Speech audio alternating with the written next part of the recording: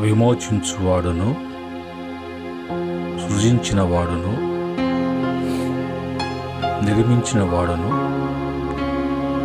సొత్తుగా స్వాస్యంగా మనలను ఏర్పాటు చేసుకున్నటువంటి దేవాతి దేవునికి కృతజ్ఞతాస్తుతులు చెల్లిస్తున్నాను. అలాగనే ప్రియమైన దేవుని బిడ్డలారా, తిరిగి మరొక ఉదయకాలపు కృపావాక్య ధ్యానంలోకి ప్రభు మనల్ని నడిపించారు. ఆ క్రమంలో వింటున్న బిడ్డలకు, అనుసరిస్తున్న బిడ్డలకు ప్రభు పేరట మరి వందనాలు, ప్రభు పేరట మీకు శుభములు తెలియజేస్తున్నాను. ప్రియమైనటువంటి దేవుని బిడ్డలారా, ఈ సమయంలో దేవుని యొక్క కృపావాక్యాన్ని మనం చదువుకుందాం. ఎక్కువనే ఆయన నోటి నుంచి వెలువడేటువంటి కృపావాక్యము మనందరికి కూడా ఆశీర్వాదకరంగా ఉండినట్లుగా మనం చదువుకొని ప్రార్థనాపూర్వకంగా మనం ధ్యానం చేద్దాం. సమయంలో ప్రభు మనకై ఇచ్చినటువంటి వాక్యాన్ని నేను చదువుతున్నాను. యెషయా గ్రంథము 43వ అధ్యాయము 1-2 వచనాలలో ఉన్నటువంటి మాటను నేను ఈ సమయంలో చదువుతున్నాను.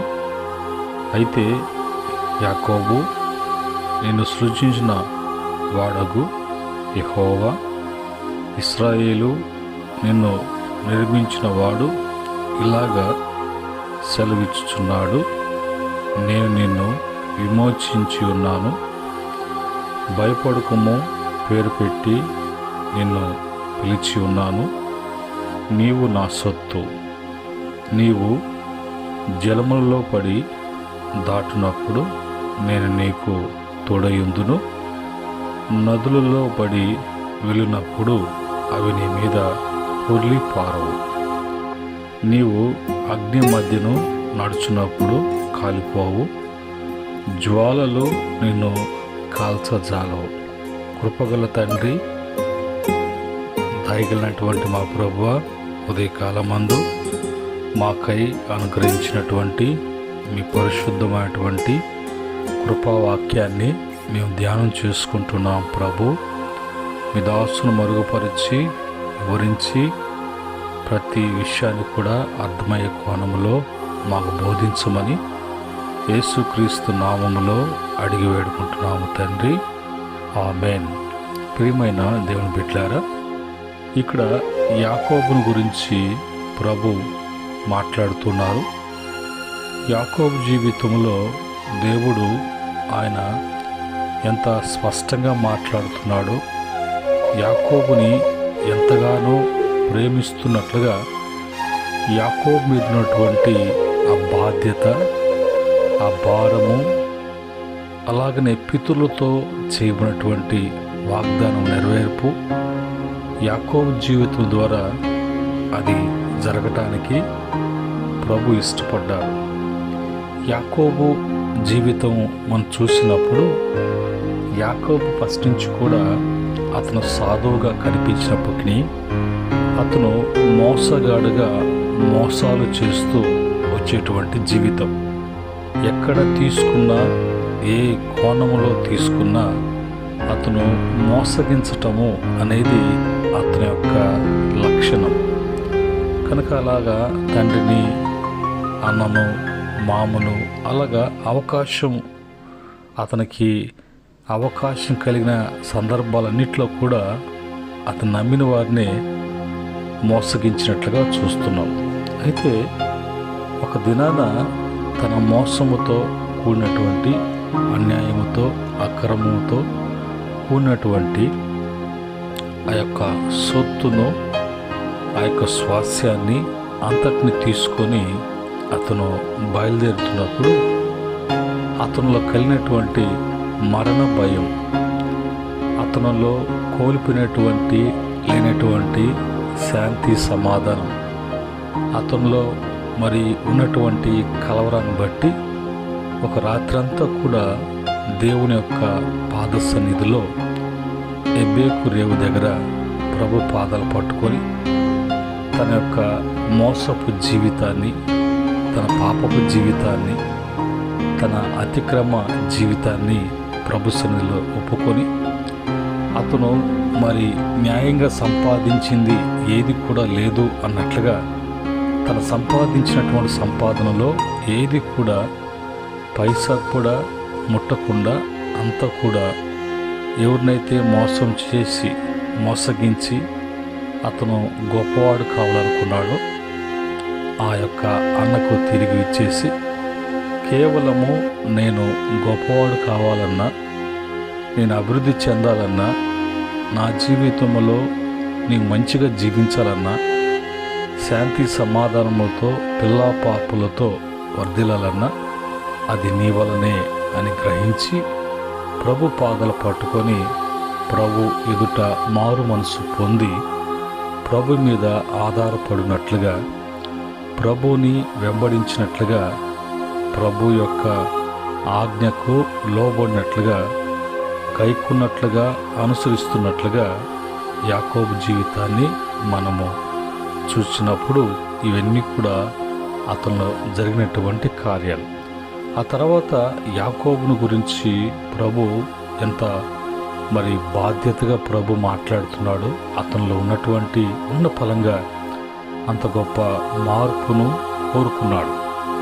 అందుకని ప్రభు ఇప్పుడు అంటాడు, ప్రభు అతని మనసు మారినట్లుగా, అతని జీవితాన్ని మార్చుకున్నట్లుగా, అతని నడకను మార్చుకున్నట్లుగా, కొన్ని లక్షణాలు మార్చుకున్నట్లుగా దేవుడు కూడా యాకోబు జీవితంలో అన్నీ మార్చుకొని అన్నిట్లో మార్పు కోరుకున్నటువంటి యాకోబు జీవితంలో కూడా ఈ యాకోబు సాధారణమైనటువంటి యాకోబు కాకూడదు, ఇతని సంతానము గొప్ప మరి సమూహముగా మార్చబడాలి అని యాకోబుకు దేవుడు ఇశ్రాయేలు అనే పేరు ప్రభు పెట్టాడు. అందుకనే అయితే యాకోబు నిన్ను సృజించినటువంటి వాడు ఎవరో అనేది ప్రభు తెలియచేస్తున్నాడు. సృజించిన వాడగు యెహోవా, ఇశ్రాయేలు నిన్ను నిర్మించిన వాడు ఇలాగ సెలవిచ్చుచున్నాడు. నిర్మించిన నువ్వు సృజించబడ్డావు. ఈరోజు నువ్వు నీ కుటుంబము నిర్మించబడిందంటే అది దేవుని వల్లనే. కనుక ఇప్పుడు యాకోబు కాకుండా ప్రభు ఇశ్రాయేలుగా పిలుస్తూ ఉన్నాడు. ఆయన చెప్పేటువంటి మాట ఏంటంటే, నేను నిన్ను అన్నిట్లో నుంచి కూడా విమోచించి ఉన్నాను, భయపడవద్దు. నేను పేరు పెట్టి పిలిచి ఉన్నాను, ఇప్పుడు నీవు నాకు సొత్తు. దేవుడు ఎప్పుడైతే లోకాన్ని విడిచిపెట్టాడో, ఎప్పుడైతే లోక సంబంధమైన వాటన్నిటిని విసర్జించాడో, ఏది తన జీవితంలో ముఖ్యం అనుకున్నాడో వాటన్నిటిని కూడా లెక్క చేయకుండా విసర్జించి ప్రత్యేకించబడ్డాడో, వెంటనే అతను ఏం కాపాడ్డాడు అంటే దేవుని యొక్క సొత్తు, స్వాస్యము, స్వకీయ జనముగా వాళ్ళు మార్చబడ్డారు. అతని యొక్క సంతానం. కనుక ఇప్పుడు వాళ్ళకి దేవుడిచ్చేటువంటి వాగ్దానము ఎలాంటి వాగ్దానము, దేవుడు వారిని ఎలాగ నడిపించబోతున్నాడు, వెళ్తున్నప్పుడు ఎలాంటి ఆటంకాలు కలుగుతాయి, వాటన్నిటిలోంచి ఘన విజయము దేవుని ద్వారా కలుగుతుందో అనేది 2వ వచనములో అంటాడు. నీవు జలముల్లో పడి దాటునప్పుడు అప్పుడు అక్కడ నేను నీకు తోడై ఉంటాను అన్నట్టుగా అభయమిస్తూ, నదులలో పడి వెళ్తున్నప్పుడు అవి నీ మీద పొర్లి పారవు.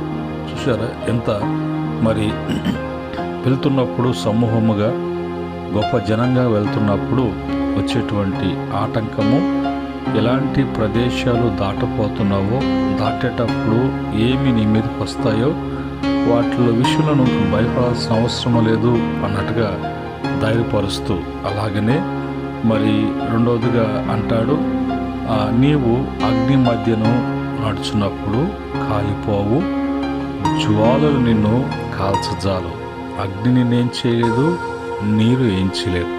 ఈ 2 కూడా మరి లోకములో అవి ఒక భయంకరమైనటువంటి నదుల్లో పడిన, సముద్రాల్లో చూసిన ఆ నీటి ఫోర్స్ కానీ ఆ నీటికి ఏది కూడా ఆగదు. అలాగని అగ్ని విషయంలో తీసుకున్నప్పుడు అది కాల్చివేసేది, బూడిద చేసేది, నిర్మూలన చేసేది. అలాంటివి ఏది కూడా అది ఒకవేళ అగ్నికి నీరుకి పోల్చినా అలాంటి ఆటంకాలు అలాంటి పోరాటాలలో ఉన్నా కూడా నేను నీకు తోడై ఉన్నాను కాబట్టి అవి రావు, అవి నిన్ను కాల్చవు అనేటువంటి గొప్ప వాగ్దానము యాకోబు చేశాడు. అలాగనే యాకోబు జీవితంలోకి వచ్చినప్పుడు ఎక్కువగా యెషయా గ్రంథంలో ఎక్కువగా యాకోబు గురించి రాయబడినటువంటి మాటలు, అలాగనే మరి ఆది కాడ నుంచి తీసుకున్నప్పుడు మరి ప్రభు అతనితో మాట్లాడుతున్నటువంటి సందర్భాలు చూసినప్పుడు ఆది కాండము 32వ అధ్యాయము 28వ వచనములో అప్పుడు ఆయన, నీవు దేవునితోనూ మనుషులతోనూ పోరాడి గెలిచితివి కనుక ఇక మీదట నీ పేరు ఇశ్రాయేలు కానీ యాకోబు అనబడదు అని చెప్పాను. ప్రభువే మరి అతని పేరు మార్చినట్లుగా, అతని జీవితం మారినట్లుగా, అతని బ్రతుకు మారినట్లుగా అతని పేరు కూడా ప్రభు మార్చి అతను ఏ విధంగా మరి గొప్పవాడు కావటానికి ఎలాగా చాటి చెప్పుకోవాలా అనుకున్నాడో వాటన్నిటి విషయంలో అతను మార్పు చెందిన తర్వాత, ఆ తప్పు తెలుసుకున్న తర్వాత అతన్ని ఇశ్రాయేలు అని పేరు పెట్టి దేవుడే యాకోబుని గొప్ప చేసినట్లుగా, గొప్ప మరి అతని ఘనత కలిగినట్లుగా మనం చూస్తున్నాం. అలాగనే మరి రెండవ సందర్భంకి వచ్చినప్పుడు యెషయా గ్రంథము 41వ అధ్యాయం 14వ వచనములో, మరుగు పురుగు వంటి యాకోబు స్వల్ప జనమగు ఇశ్రాయేలు భయపడుకుడి, నేను నీకు సహాయము చేయుచున్నాను అని యెహోవా సెలవిచ్చుచున్నాడు. నీ విమోచకుడు ఇశ్రాయేలు పరిశుద్ధ దేవుడు, ఇశ్రాయేలు పరిశుద్ధ దేవుడు విమోచించుచున్నాడు. ఆయన మరి ఏ విషయంలో కూడా మీరు భయపడాల్సిన అవసరం లేదు అని, మీరు చిన్న జనాంగమైనా కూడా మీరు వీళ్ళు ఏంది అని ఒకవేళ ఎదుటివారు తక్కువగా అంచనా వేసినా కూడా ఈ చిన్న జనాభా వీళ్ళేం చేయగలరే, ఏం చేయగలరు అనుకున్నా కూడా అని ఒకవేళ వచ్చినా కూడా మీరు భయపడాల్సిన అవసరం లేదు, మీ పక్షంగా నేను ఉన్నాను అన్నట్లుగా. యెషయా గ్రంథము 44వ అధ్యాయము 2వ వచనములో, నిన్ను సృజించి గర్భములో నిన్ను నిర్మించి నీకు సహాయము చేయువాడనై యెహోవా ఇలాగూ సెలవిచ్చుచున్నాడు, నా సేవకుడగు యాకోబు నేను ఏర్పరచుకున్న యెషూరును భయపడకము అని. ఇంకా అనేక సందర్భాలలో యాకోబు గురించి చాలా మంచి సాక్ష్యం ప్రభు చెప్తున్నట్లుగా, యాకోబులో నాకు ఏ దోషము కనిపించలేదు, ఏశావును ద్వేషిస్తుని యాకోబుని ప్రేమించి తిని అని చాలా సందర్భాలలో ఆ విధంగా. ఈరోజు మరి యాకోబు జీవితంలో అంత గొప్ప మార్పు అతను కోరుకున్నప్పుడు, అలాగ తన మనసు మార్చుకున్నప్పుడు ఏ విధంగా తిరిగి ప్రభు చేర్చుకొని తన సొత్తు అని చెప్తున్నాడో, ఈరోజు మనము కూడా ఈ లోకములో ఉన్నటువంటి ఈ పాపపు లోకములో ఉన్నటువంటి పాపపు వాతావరణములో అపవిత్రపరచుకునేటువంటి అనేక వ్యసనాలు, అనేకమైనటువంటి ఆకర్షణీయమైనటువంటి దృశ్యాలు, అనేక బలహీనపరిచేటువంటి అనేకముగా ఉంటూ ఉంటాయి. వాటి మధ్యలో నుంచి మనం వెళ్తూ ఉంటాం, అవి భయపెడుతూ ఉంటాయి.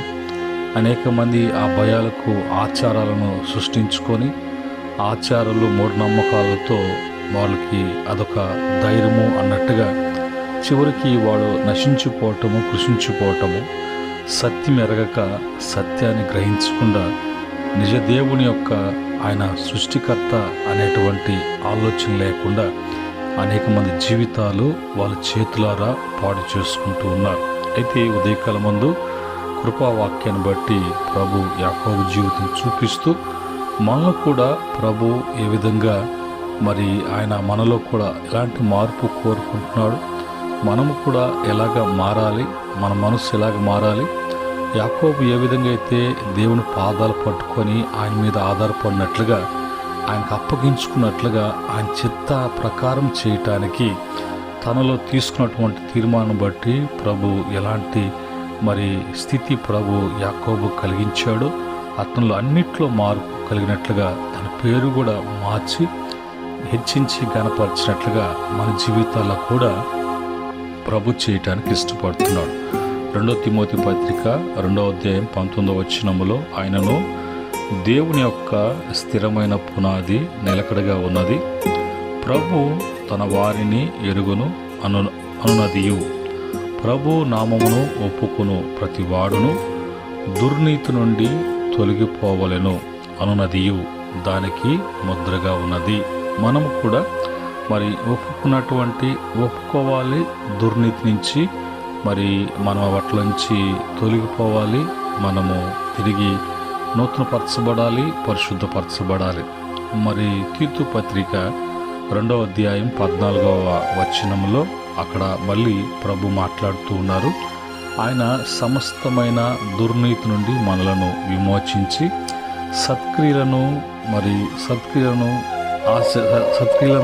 ఆసక్తి గల ప్రజలను తన కోసము పవిత్రపరచుకొని తన సొత్తుగా చేసుకున్నటకు తను తానే మన కొరకు అప్పగించుకునేను. చూసారా, ఈరోజు మనలో మార్పు ఎలా కలగాలి? మార్పు కలగాలంటే మార్పు కలిగి ఎలాంటి క్రియలతో కలిగినటువంటి వారు ఉండటానికి ఆసక్తి కలిగినటువంటి వారు ఉండాలో అలాంటి వారి కోసము తన కొరకు పవిత్రపరచుకొని ఆయన సొత్తుగా చేసుకొని మన కొరకు ఆయన అప్పగించుకున్నాడు అంటే మన మీద ఏ దోషారోపణ రాకుండా ఆ శిక్షను ఆయన అనుభవించినట్లుగా, ఆ యొక్క మరణము ఆయన పొందినట్లుగా ఈరోజు మనమంతా కూడా పవిత్రపరచబడి ఆయన సొత్తుగా మార్చబడటానికి ఆ ధన్యత యేసుక్రీస్తు వారి ద్వారా మనకు కలిగినట్లుగా. అలాగనే ఎఫెసీ పత్రిక 2వ అధ్యాయం 10వ వచనంలో మరియు వాటి యందు మనము నడుచుకునవలనని దేవుడు ముందుగా స్థిరపరిచిన సత్క్రియలు చేయుటకు మనము క్రీస్తు యేసునందు సృజింపబడిన వారమై ఆయన చేసిన పని అయి ఉన్నాము. చూడండి, మనల్ని ఎంతగా ప్రభు ప్రేమిస్తున్నాడో, యాకోబుని ఎలాగా ప్రేమించాడో అంతకన్నా ఎక్కువగా ప్రేమిస్తున్నట్లుగా. అయితే మనలో ఆ మార్పు ప్రభు కోరుకుంటున్నాడు. మనము అలాంటి వాటిలో మార్పు చెందకుండా అలాగనే ఉండి నేను బాగుపడాలా, అలాగనే ఉండి నేను గొప్ప కావాలా అంటే మన జీవితాలలో ఏ కోశాన అది జరగదు అన్నట్లుగా తిరిగి దేవుడే తన ప్రియకుమారుని లోకాన్ని పంపించి మనందరూ కూడా దుర్నీతి నుంచి విడిపించడానికి, అపవిత్రతలోంచి పవిత్రలోకి మనమంతా కూడా దేవుని సొత్తుగా ఆయన ప్రజలుగా ఉండటానికి ప్రభు ఎలాగా ఆయన కార్యాన్ని మన జీవితాల్లో జరిగిస్తున్నాడో అని తెలుసుకొని ఇప్పటికైనా మారు మనసు పొంది పాప జీవితాన్ని విడిచిపెట్టి ఆయన యందు నమ్మిక ఉంచి ఆయన చేతికి అప్పగించుకున్నప్పుడే ఆయనే పరిశుద్ధపరిచి, ఆయనే దుర్నీతి నుంచి విడిపించి, ఆయనే నూతనముగా సృజించబడినటువంటి వారంగా, నిర్మించబడినటువంటి వారంగా, విమోచించబడినటువంటి వారంగా మనకు తోడై ఉండి అన్ని భయముల్లో నుంచి ఆయన ముందుకు నడిపించడానికి తిరిగి ఇశ్రాయేలును చాటి చెప్పి ఆయన ఘనపరిచాడు. అలాగే మన జీవితం కుటుంబాలను కూడా ఘనపరచడానికి ప్రభు ఇష్టపడుతున్నారు. 1 పేతురు పత్రిక 2వ అధ్యాయం 9వ వచనంలో అయితే మీరు చీకట్ల నుండి ఆశ్చర్యకరమైన తన వెనుకలోనికి మిమ్ములను పిలిచిన వాని గుణాతిశయములను ప్రచురము చేయి నిమిత్తము ఏర్పరచబడిన వంశమును, రాజైన యాజకుల సమూహమును, పరిశుద్ధ జనమును, దేవుని సొత్తైన ప్రజలై ఉన్నారు. మనమంతా కూడా అలాంటి క్రమములో ఆయన సొత్తైన ప్రజలుగా చీకట్లో నుంచి మనం ఆశ్చర్యకరమైనటువంటి వెలుగులోకి ఆయన గుణాతిశయములను ప్రచురం చేయటానికి ఏర్పరచబడినటువంటి వంశమును, రాజులైన యాజక సమూహముగా, ఒక పరిశుద్ధ జనముగా మనం ఉండటానికి ప్రభు మనం చేసుకోవటానికి ఇష్టపడుతున్నాడు. అలాగే ప్రభు యుద్ధకు వచ్చినప్పుడు మనము నిశ్చయముగా ప్రభు మన అలాగా తీర్చిదిద్దటానికి, అలాగా హెచ్చించి గణపరిచి తన జనముగా ప్రకటించుకోవటానికి, స్వకీయ జనముగా, సొత్తుగా, స్వాస్యంగా ప్రభు మనల్ని ఏర్పాటు చేసుకోవటానికి ప్రభు ఇష్టపడుతున్నాడు. 100వ కీర్తన 3వ చరణంలో కూడా యెహోవాయే దేవుడిని తెలుసుకొనుడి, ఆయనే మనలను పుట్టించెను, మనము ఆయన వారము, మనము ఆయన ప్రజలము, ఆయన మేపు గొర్రెలము అనేది ఖచ్చితంగా మనం తెలుసుకోవాలి. ఖచ్చితంగా అది మనకు తెలియాలి. ఆ విధంగా తెలుసుకున్నప్పుడే మన జీవితాలలో దేవుని యొక్క కార్యాలు చూడగలం. చివరగా 1 కొరింథీ పత్రిక 6వ అధ్యాయము 19-20, 1 కొరింథీ పత్రిక 3వ అధ్యాయం 16-17 వచనం ప్రకారంగా చివరిగా వచ్చిన తర్వాత మన గురించి ప్రభు రాయించిన మాటలు, మీ దేహము దేవుని వలన మీకు అనుగ్రహింపబడి మీలోనున్న పరిశుద్ధాత్మకు ఆలయమై ఉన్నదని మీరు ఎరుగరా? మీరు ఇప్పుడు మీ సొత్తు కాదు, విలువ పెట్టి కొనబడినటువంటి వారు కనుక మీ దేహములతో దేవుణ్ణి మహిమపరచుడి. దేవునికి స్తోత్రం. కనుక ప్రియమైన దేవుని బిడ్డలారా, ఈరోజు మనం ఏమై ఉన్నామో, ఏ విధంగా మనము సృజించబడ్డాము, ఎవరి చేత సృజించబడ్డాము, ఎందుకు సృజించబడ్డాము, సృజించబడినటువంటి మనము దేని కొరకు సృజించబడ్డాము, మనకి జీవితము అనేది జీవిస్తున్నాం, ఎవరి కొరకు జీవించాలని, ఎందుకొరకు జీవించాలని ప్రభు మనకు జీవింప చేస్తున్నాడో ఇవన్నీ విషయాలు కూడా బహు తేటగా ఆయన మాటల ద్వారా మనకు తెలియచేశారు. పైగా యాకోబు జీవితాన్ని తీసుకొచ్చి మన ముందు పెట్టి ఈ కృపా గడియలలో మనము కూడా అలాగా ప్రభు పాదాలు పట్టుకొని, యాకోబు నువ్వు దేవునితోనూ మనుషులతోనూ పోరాడి గెలిచినటువంటి వాడవు అనేటువంటి, అంటే ఎంతగా ప్రభు సన్నిధిలో తన జీవితంలో ఉన్న ఫలంగా ఒక్కసారిగా అంత గొప్ప మార్పును కోరుకొని ఎంత పెనుగులో ఒక రాత్రి అంతా కూడా దేవుని సన్నిధిలో ప్రభు పాదాలు పట్టుకొని పెనుగులాడినట్లుగా అలాంటి పెనుగులాడేటువంటి అనుభవంలోకి మనం పోవటానికి, అలాంటి అనుభవాన్ని కోరుకొని ప్రభు చేత ఆస్వాదించబడి మనం దీవించబడి ఆయన సొత్తుగా, ఆయన దత్తపుత్రులముగా ఈ లోకంలో వర్ధిల్లటానికి, నిరంతరము స్తోత్రార్హుడైనటువంటి ఆయన సొత్తు అయిన ప్రజలుగా వర్ధిల్లటానికి దేవుని యొక్క సహాయము ప్రతి బిడ్డకు కూడా అందించబడునుగాక. ఆమేన్. ప్రేమగల తండ్రి, పరిశుద్ధుడా, మీకు వందనాలు. ఈ ఉదయకాలం ముందు మాకు ఇచ్చిన కృపా వాక్యాన్ని బట్టి స్తుతిస్తున్నాం, ఘనపరుస్తున్నాం, మహింపరుస్తున్నాం. ప్రభు ఆ క్రమంలో ప్రతి బిడ్డ కూడా మార్పు చెందటానికి మీ యొక్క ఆత్మకార్యం జరిగించమని, కృపగల దయగల అసలు ప్రతి బిడ్డను అప్పగిస్తుండగా కార్యం జరిగించమని యేసుక్రీస్తు నామంలో అడిగి వేడుకుంటున్నాము తండ్రి. ఆమేన్. పరమ తండ్రి దేవుని ప్రేమ, యేసుక్రీస్తు వారి యొక్క కృప, పరిశుద్ధాత్మ యొక్క సహవాసం, వాక్యం వింటున్న బిడ్డలకు, అర్థం చేసుకొని అనుసరించే బిడ్డలకు, ఈ వాక్యం ఎంతమంది బిడ్డల మధ్యకి వెళ్తున్నదో, ఎంతమంది అంగీకరిస్తున్నారో వారికి సకల పరిశుద్ధులకును ఆయన దాసులకును సదా తోడై ఉండి నడిపించునుగాక. ఆమేన్.